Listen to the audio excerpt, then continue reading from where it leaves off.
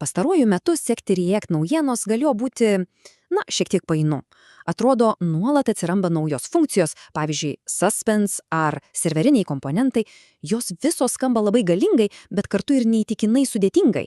Bet pasirodo, už viso šito chaoso slypi labai aiški vizija, kuri buvo kurta net 10-metį.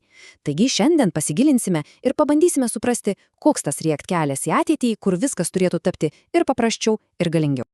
Ar pažįstama jausmas? Naudojatės programėlę, kuri atrodo turėtų būti žaibiškai greita. Bet vos tik paspaudžiate mygtuką, kažkas sumirga, dalis turinio dingsta ir vėl atsiranda. Visas potyris toks, tiesiog nerangus. Ir kyla klausimas, kodėl taip nutinka, net kai interneto ryšys puikus. Ir štai čia prieiname prie esmės. Pasirodo, tai visai nenašumo, o koordinavimo problema.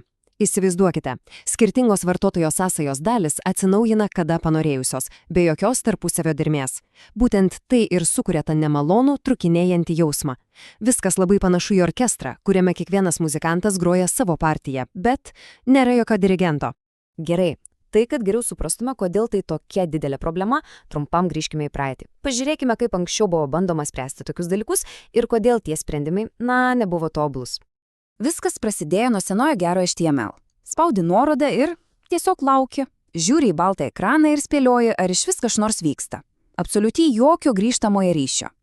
Tada atsirado JavaScript ir su juo besisukančiai ratukai. Jau geriau, bet tai dažnai sukeldavo kitą problemą – turinio mirgėjimą.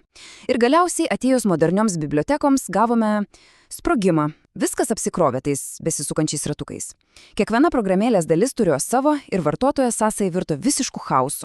Gerai, tai koks tada tas idealus scenarius? Kaip turėtų atrodyti tobulai kėlimo seka? Iš esmės viskas susiveda į 3 žingsnius. Pirmas – momentinė reakcija. Paspaudus mygtuką, jis akimirksniu sureaguoja ir parodo, kad veiksmas priimtas. Antras – kol laukiama duomenų, atsiranda stabilus turinio karkasas, jokių šokinėjimų. Ir trečias pats svarbiausias – galutinis turinys atsiranda sklandžiai, gražiai animuojamas į savo vietą, jokio mirgėjimo. Skamba lyg ir paprastai, ar ne? Deja, pasiekti šį idealą buvo be galo sunku. React komandai teko imtis labai ilgalaikės strategijos, kuri, tiesą sakant, kūrėjams kurį laiką atrodė labai paini ir nenuosekli. Ir būtent šis etapas, šis pereinamasis laikotarpis yra vadinamas inovacijų langu.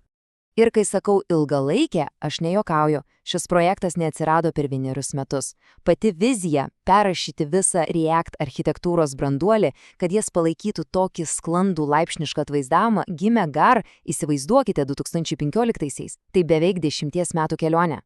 Tai kasgi tas inovacijų langas? Tai labai gera metafora, paaiškinanti, kodėl kuriant kažką tikrai naujo, iš pradžių viskas gali atrodyti, prasčiau nei anksčiau. Prisiminkime perėjimą nuo kašetų prie CD diskų. Pirmieji CD grotuvai buvo griozdiški ir brangus. Taigi kartais reikia žengti vieno žingsnį atgal į sudėtingumą, į netvarką, tam, kad vėliau būtų galima žengti 2 didelius žingsnius į priekį ir pasiekti visiškai naujo paprastumo ir galios lygį.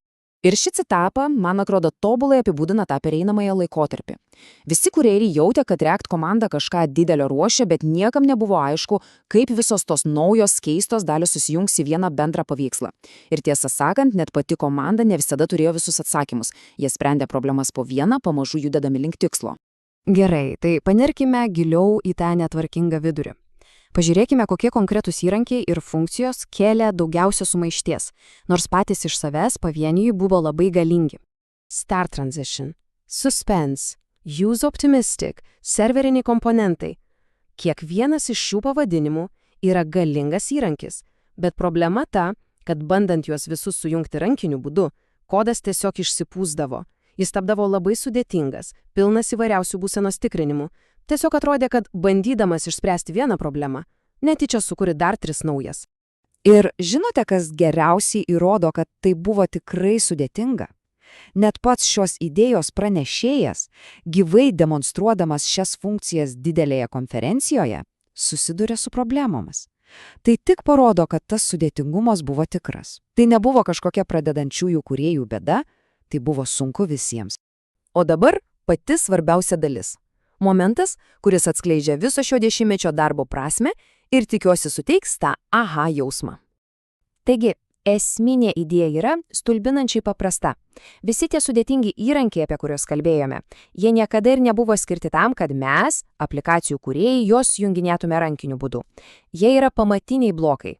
pamatai, ant kurių bibliotekų ir karkasų kūrėjai gali statyti savo jau daug paprastesnius sprendimus. Kitaip tariant, visa ta sudėtinga asinchroninė logika turi būti paslėpta giliau. Ji turi būti integruota į 3 pagrindinius sluoksnius – į maršrutizatorius, tokius kaip Next.js ar Remix, į duomenų pėmimo bibliotekas ir į pačius dizaino komponentus. O rezultatas – mums kūrėjams nebereikia dėl to sukti galvos. Viskas tiesiog veikia. Ir skirtumas tarp prieš ir po yra tiesiog milžiniškas. Anksčiau reikėjo rankiniu būdu valdyti visą procesą, kviesti start transition, sekti ar duomenys kraunasi ar ne. Dabar ateityje reikia mygtukui pasakyti, ką jis turi daryti, tiesiog perduodant jam action funkciją. O kaip tai padaryti gražiausiai? Parodyti kėlimą būseną, sklandžiai atnaujinti vaizdą. Visų tuo pasirūpins pats karkasas. Tai yra tas didysis perėjimas nuo nurodinėjimo kaip prie paprasto pasakymo ką. Gerai, tai apibendrinkime. Kokiagi ta ateitis, kurią piešia ši vizija ir ką ji reiškia mums, kūrėjams? Prisimenate tą orkestrą be dirigento iš pat pradžių? Na štai kaip jis pagaliau įgauna. Transitions funkcija tampa tuo dirigentu, kuris koordinuoja viską. Use Optimistic suteikia tą momentinį atsaką vartotojui. Suspense pasirūpina gražiais ir stabiliais įkėlimo karkasais. O View Transitions API visko užbaigia sklandžiomis animacijomis. Svarbiausia, kad viskas veikia kartu, automatiškai. Kūrėjui nereikia daryti beveik nieko. Ir tai yra galutinis tikslas. Vizija nėra sudėtingumas. Vizija tai duoti kūrėjams galime rašyti paprastą, deklaratyvų kodą, kuris tiesiog veikia ir sukuria tobulą vartotojo patirtį.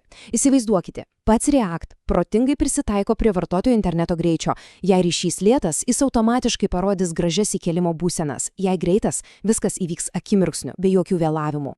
Ir kad visa tai nebūtų tik graži svajonė, React komanda ėmėsi konkrečių veiksmų. Buvo įkurta speciali Async React darbo grupė. Jos tikslas labai paprastas – padėti bibliotekų autoriams visą tai integruoti ir šviesti visą bendruomenę apie tai, kaip išnaudoti šios naujus modelius. Tai yra oficialus, palaikomas kelias į priekį. Taigi, pabaigai norisi užduoti klausimą pamąstymui. Tiesiog įsivaizduokime. O kas, jeigu vartotojo sąsaja, kurią kūrėme, būtų idealiai koordinuota pagal nutylėjimą? Jeigu nebereikėtų sukti galvos dėl jokių įkėlimo būsenų, mirgėjimo ar atsitiktinių atnaujinimų, viskas tiesiog veiktų, sklandžiai. Būtent tokia ir yra Async React ateities vizija.